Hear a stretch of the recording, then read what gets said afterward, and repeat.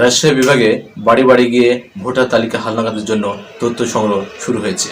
নির্বাচন কমিশনারের দায়িত্বরত তথ্য সহকারী ও সুপারভাইজাররা ভোটার তালিকায় অন্তর্ভুক্ত ও বাদ দেওয়ার জন্য নির্বাচনের ফর্ম পূরণ সহ তথ্য সংগ্রহ করছেন।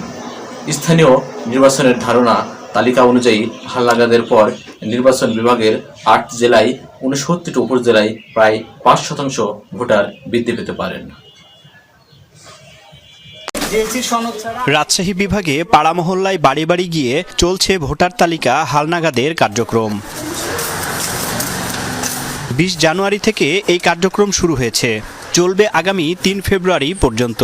এরপর ভোটার নিবন্ধন শুরু হবে ৫ ফেব্রুয়ারি, যা চলবে এপ্রিলের ১১ তারিখ পর্যন্ত।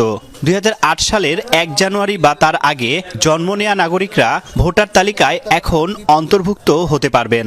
কাউন্সিলর কাজ দিতে গেলে অনেক হয়রানি হতে হয়, সেটা আমাদেরকে হতে হচ্ছে না, বাসায় এসে করে নিয়ে যাচ্ছে। ভালো লাগছে, কাগজপাতি দিলাম, জন্ম নিবন্ধনের কার্ড, সার্টিফিকেট আসছে, সব বাড়ি বাড়ি করে নিয়েছে, এর জন্য খুব ভালো লাগছে। যারা মারা গেছেন তাদের ভোটার তালিকা থেকে বাদ দেওয়া হবে। নির্বাচন কমিশন অফিসের দায়িত্বরত ৮৫৮৩ জন জনবল নিয়ে রাজশাহী বিভাগে এই কাজ শুরু হয়েছে। এই কাজে সাড়াও মিলছে ভালো।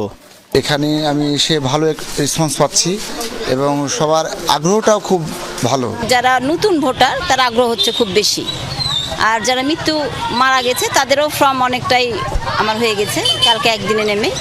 যাদের ভোটার তালিকায় নাম স্থানান্তরের প্রয়োজন তারা নির্বাচন অফিসে এসে আবেদন করতে পারবেন। আগামী জাতীয় সংসদ নির্বাচনকে সামনে রেখে একটি নির্ভুল ভোটার তালিকা তৈরির লক্ষ্য নির্বাচন অফিসের। তাদের ধারণা, হালনাগাদের কাজ শেষ হলে এবার ৫% নতুন ভোটার বাড়বে।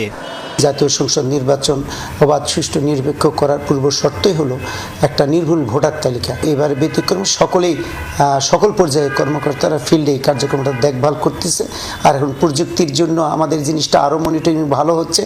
২০২৪ সালের হিসেব অনুযায়ী রাজশাহী বিভাগে মোট ভোটার সংখ্যা ১,৫৭,১২,৯২১ জন, যাদের মধ্যে নারী ভোটার সংখ্যা ৭৮,১৮,৭০০ জন এবং পুরুষের সংখ্যা ৭৮,৯৪,১০৫ জন। এছাড়া তৃতীয় লিঙ্গের ভোটার রয়েছে ১১৬ জন।